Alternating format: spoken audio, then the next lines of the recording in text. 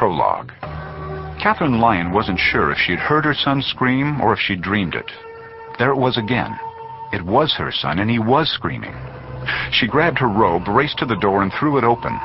The first traces of pink reflected off the snow-covered mountaintops and filtered into the courtyard. Dawn was about to break.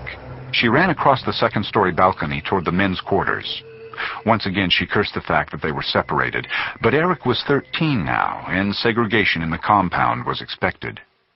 Then there was the other matter, the growing number of devotees who insisted upon calling him Master, or in some cases, God. Somehow it didn't seem fitting for God to continue rooming with his mother. The two of them had been on their own for 11 years now. The first 7 after her husband was shot in the line of duty.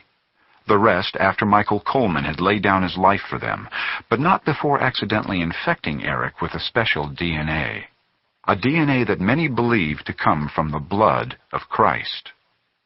Catherine passed 2 young women. As disciples, their joy was to serve Eric and the cartel, and they did so with unwavering devotion. Even now they carried plates of rice and flowers as an offering that would soon find its way outside Eric's quarters. Initially, she and Eric had tried to shun the adoration, but their attempts were only mistaken as humility, which only offered more proof of his godhead. This, along with his insight into other people's thoughts, continued to deepen his followers' reverence. Catherine reached the men's section. She rounded the corner and nearly ran into an armed guard stationed outside Eric's door. He was military, but not from Nepal. No surprise there. More and more countries were offering their services in order to court the cartel's favor. "What do you want?" He was obviously unnerved from the screaming inside. "I am the boy's mother." She started for the door, but he blocked her path. "My son is having a nightmare. If you don't let me in, you may bring his displeasure upon you, and I'm sure neither of us wants that, do we?" It was a ploy she'd used more and more often, and given Eric's recent outbursts of anger, it usually worked. Changes were happening with her son just as they had with Michael Coleman.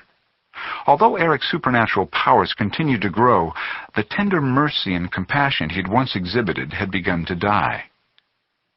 There was another scream. Catherine's gaze remained fixed on the guard. She would not back down. He shifted again, glancing around the courtyard, obviously hoping for someone to rescue him. But there was only Catherine. He took another breath and finally nodded and stepped aside. Catherine brushed past him and threw open the door. There, writhing and tossing in the giant 4-poster bed, was Eric. Catherine raced to him, scooping him into her arms. He was still asleep and whimpered slightly until she began to rock him. Instinctively, he wrapped his arms around her, clinging to her as he had when he was a baby. Emotion rose deep within Catherine, tightening her throat and making it ache. Despite his outbursts, despite the embarrassments he caused, he was her son. He would always be her son. She kissed the top of his head. "Was it Halo?" she whispered. "Did he show you something scary again?" Eric gave no response, but turned his head and continued to cling. Catherine had her answer. Originally, she had been wary of Halo's appearances to her son. But after listening to half a dozen experts on the subject, who insisted Eric was communicating with his guardian angel or a spirit guide, and after reading another dozen books extolling the benefits of such communication, Catherine had begun to relax. A little. Halel was careful never to reveal his exact identity. But everyone was positive that Halel was good. The books, the counselors, the specialists Catherine had insisted be flown in to examine him, the cartel, everyone, except Catherine. Because despite the overwhelming evidence, she still found something unsettling about the times Eric would give up control of his voice and become a channel for this entity to speak through. Still, Halo was always courteous, never abusive, and he always offered brilliant counsel. A counsel that the cartel had grown more and more dependent upon. A counsel that this semi-secret organization of international bankers, politicians, and world leaders was using for the betterment of all. Catherine pushed back her son's damp hair and kissed him on the forehead. "Come, stay with me, just for a while." She was pleased Eric didn't resist as they headed for the door. God or no God, this frightened boy was going to spend the rest of the early morning hours with his mother. Brandon bolted up in bed. He sat there for several seconds, waiting for the last of the nightmare to fade. It was always the same one, the one where he stood before the altar of his father's church, confronting a giant serpent head.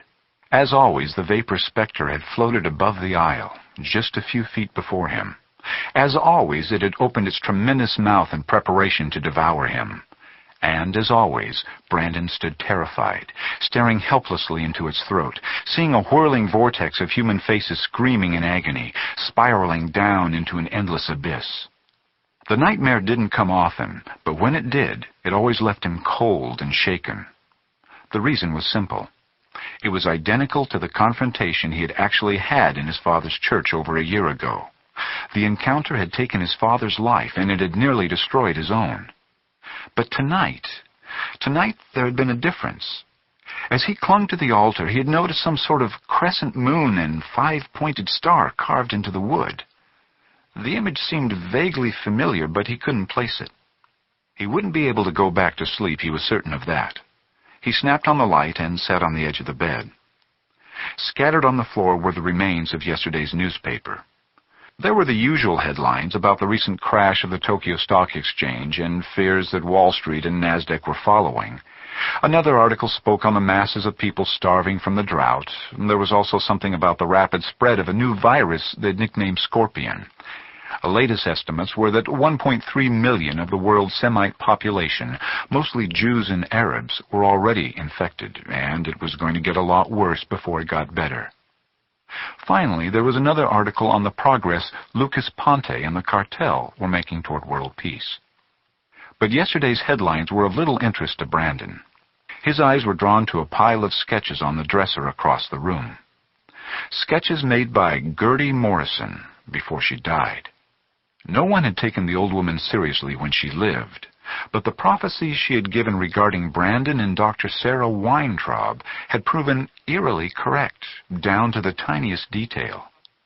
Still, the past prophecies were nothing compared to the ones she claimed were yet to be fulfilled.